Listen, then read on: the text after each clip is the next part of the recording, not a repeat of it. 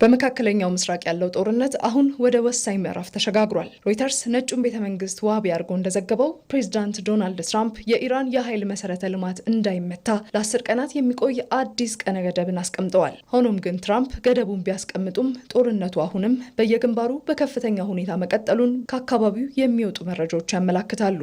የኢራን ጦር አዛዦች በቀጠናው ያሉ የአሜሪካ ወታደሮች ይኖሩባቸዋል ብለው ያሰቧቸውን ስፍራዎች ኢላማ ማድረጋቸውን ቀጥለዋል። እስራኤልም በቴሄራን ሰማይ ላይ ተዋጊ አውሮፕላኖቿን መላኳን አላቆመችም። ይህም የዋሽንግተን ጫና በቴሄራን በኩል ያመጣው ምላሽ ገና ረጅም መንገድ እንደሚቀረው ማሳያ ሆኗል። ዶናልድ ትራምፕ የድርድር ሀሳቦችን በይፋ ቢልኩም ኢራን ግን አንቀበለውም የሚል ቁርጥ ያለ ምላሽ መስጠቷን ቀጥላለች። የኢራን ብሔራዊ ዜና አገልግሎት እንደዘገበው ቴሄራን የትራምፕን አካሄድ የበላይነትን ለማሳየት የተደረገ ሙከራ ስትል ገልጸዋለች። ወደ ድርድር ጠረጴዛው ለመመለስ ኢራን የራሷን 5 ቅድመ ሁኔታዎች በግልጽ አስቀምጣለች። ከነዛ መካከል የማዕቀብ መነሳትና በሆርሙዝ አካባቢ የኢራን ባለቤትነት ይረጋገጥ የሚሉት ተካተውበታል። ያም ሆኖ ግን ድርድሩ እስካሁን ስለመጀመሩ ምንም አይነት ማረጋገጫ የለም። ይልቁንም ጦርነቱ በዘመናዊ መሳሪያና በቃላት ልውውጥም በርትቷል። ይህ በሁለቱ ሀገራት መካከል ያለው አለመተማመንም በቀጥታ የዓለምን ኢኮኖሚ መፈተኑን ቀጥሏል። በመካከለኛው ምስራቅ እየተባባሰ የመጣውን ውጥረት ተከትሎ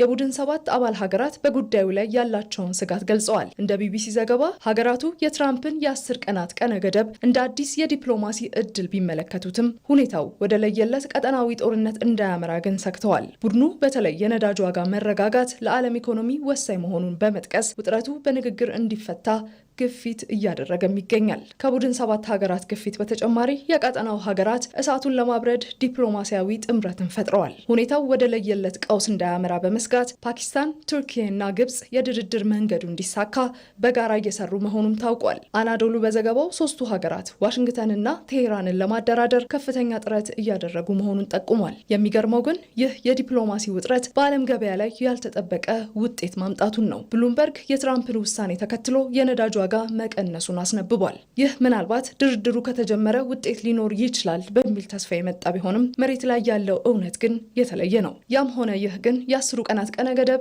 መቁጠር ጀምሯል። ኢራንም በ5ቱ ቅድመ ሁኔታዎቿ ላይ ጸንታለች። ትራምፕም ጫና ማድረጋቸውን ቀጥለዋል። ጦርነቱ አሁንም ሰዎችን መቅጠፉን ባላቆመበት በዚህ ሰዓት የፓኪስታን፣ የቱርኪና የግብጽ ጥረት የመጨረሻው የሰላም ተስፋ ተደርጎ ተወስዷል። እናም ቀጣዮቹ 10 ቀናት የመካከለኛው ምስራቅን መጻኢ ዕድል የሚወስኑ ይሆናል።